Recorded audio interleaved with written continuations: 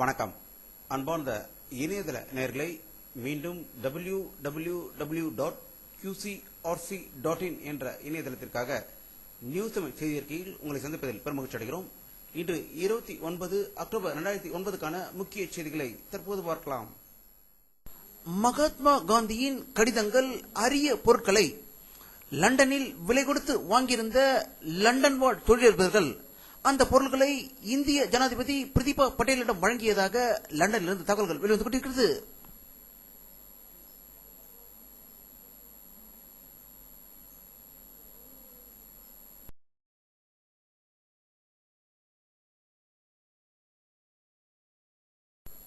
சென்னை ஐகோர்ட்டில் கடந்த பிப்ரவரி மாதம் நடந்த வக்கீல்கள் போலீசில் மோதல் பற்றி வழக்கில் இன்று தீர்ப்பு வழங்கி முன்னாள் போலீஸ் கமிஷனர் ராதாகிருஷ்ணன் உட்பட 4 போலீஸ் அதிகாரிகள் மீது நடவடிக்கை எடுக்க வேண்டும் என்றும் வக்கீல்களுக்கு 58 லட்சம் ரூபாய் நஷ்டஈடு வழங்க வேண்டும் என்று கோர்ட் தீர்ப்பளித்ததாக சென்னையில் தகவல்கள் வெளிவந்து கொண்டிருக்கிறது.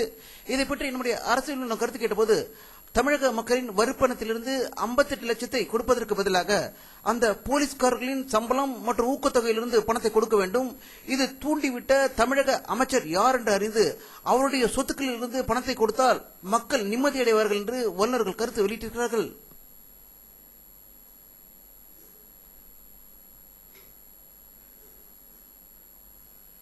தமிழக துணை முதல்வர் மு.க. ஸ்டாலின் அவர்கள் வேளச்சேரியிலிருந்து தாம்பரம் செல்லும் வழியுள்ள பள்ளிக்கரணையில் புதிய மேம்பாலத்தை இன்று திறந்து வைத்ததாக பள்ளிக்கரணையிலிருந்து தகவல்கள் வெளிவந்து கொண்டிருக்கிறது.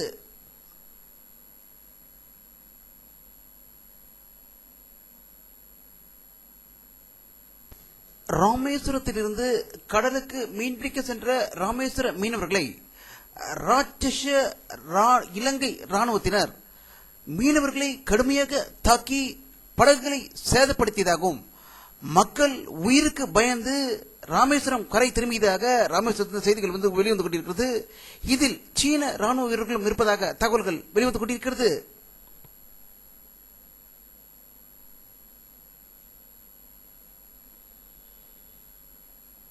இந்த உலகத்திலேயே முதல் சிறந்த கலாச்சாரம் முதலில் தோன்றிய கலாச்சாரம் என்று கருதப்படும் திராவிட தமிழ் கலாச்சாரத்தின் முக்கிய பங்களிப்பாக பல சின்னங்கள் இருக்கும் நிலையில் தஞ்சையில் உள்ள பெரிய கோவில் கட்டிய மன்னன் ராஜராஜ சோழனின் 1024வது ஆண்டு விழா தஞ்சையில் மிக சிறப்பாக கொண்டாடப்பட்டதாகவும் அவர் கட்டிய கோவிலில் சிறப்பு வழிபாடுகள் நடந்ததாக தஞ்சையிலிருந்து தகவல்கள் வெளிவந்து கொண்டிருக்கிறது.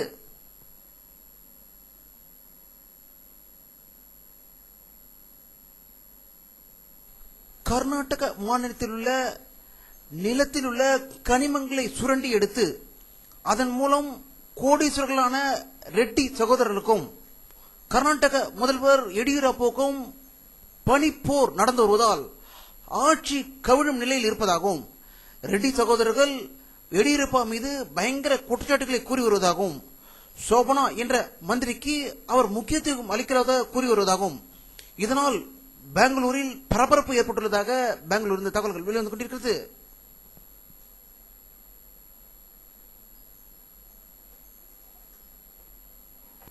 மேற்கு வங்க மாநிலத்தில் மாவோயிஸ்டுகள் மார்க்சிஸ்ட் கம்யூனிஸ்ட் கட்சி தொண்டர்கள் 2 கொலை செய்துவிட்டு 3 பேரை கடத்தி சென்றுள்ளதாக கொல்கத்தாவில் இருந்து ஒரு அதிர்ச்சி தகவல் வெளிவந்து கொண்டிருக்கிறது.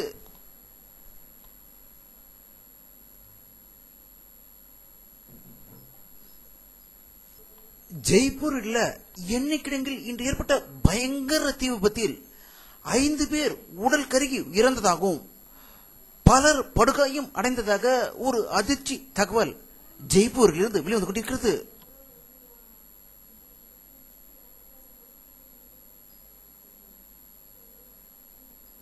பாரத பிரதமர் மன்மோகன் சிங் அவர்கள் காஷ்மீரில் உள்ள எல்லை பாதுகாப்பு படையினர் மத்திய ரிசர்வ் படையினர் சேர்ந்த காவலர்களிடம் கலந்துரையாடியதாகவும் நாட்டுக்காக அவர்களுடைய சேவையை பாராட்டியதாகவும் தீவிரவாதிகளை எதிர்ப்பதற்கு மன உறுதியுடன் அவர்கள் போராடுவதை பாராட்டியதாகவும் காஷ்மீரிலிருந்து தகவல்கள் வெளிவந்து கொண்டிருக்கிறது.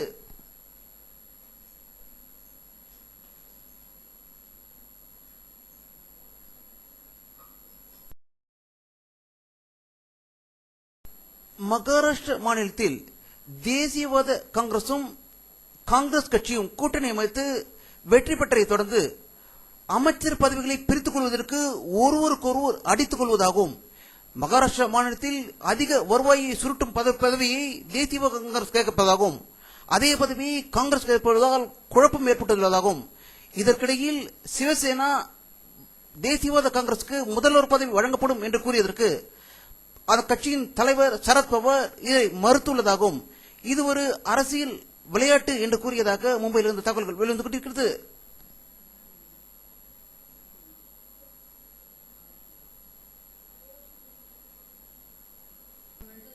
ஆப்கானிஸ்தானில் தாலிபான்களால் கொல்லப்பட்ட அமெரிக்க ராணுவத்தினருக்கு அமெரிக்க அதிபர் பாரக் ஒபாமா அவர்கள் இறுதி மரியாதை செலுத்தியதாக வாஷிங்டனில் இருந்து தகவல்கள் வெளிவந்து கொண்டிருக்கிறது.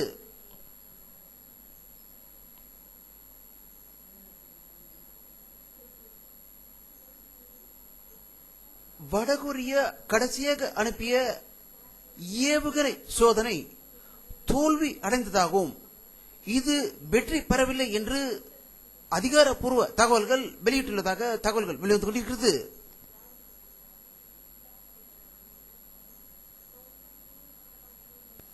நிலாவிற்கு மனிதன் அடிக்கடி சென்று வருவதற்கான விமானத்தை ராக்கெட் வடிவில் நாசா உருவாக்கி இன்று அதனை வெற்றிகரமாக சோதனை செய்து சாதனை படைத்திருப்பதாகவும் வாஷிங்டனில் இருந்து தகவல்கள் வெளிவந்து கொண்டிருக்கிறது.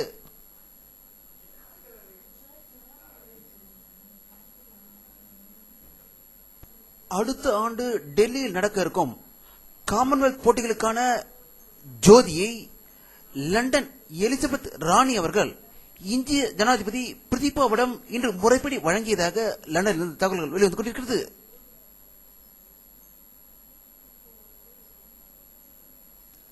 வானிலை அறிக்கை 29 அக்டோபர் 2009 பிற்பகல் 3 மணி எடுக்கப்பட்ட சேட்டலைட் புகைப்படத்தை தற்போது பார்த்துக் கொண்டிருக்கிறீர்கள். தமிழகத்தில் பரவலாக மேகமூட்டங்கள் அதிகமாக காணப்படுகின்றன. ராமேஸ்வரத்துக்கும் இலங்கைக்கும் இடையில் அதிக மேகமூட்டங்கள் காணப்படுகிறது. அது தமிழகத்தை நோக்கி வந்தால் தென் மாவட்டங்களில் அதிக மழை பெய்வதற்கான வாய்ப்புகள் இருக்கின்றன.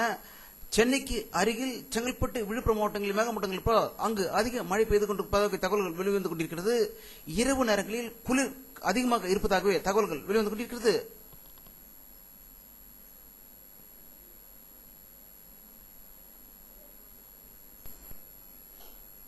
இத்துடன் இந்த செய்தி அறிக்கை நிறைவடைகிறது.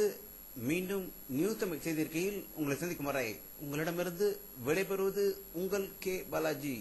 நன்றி.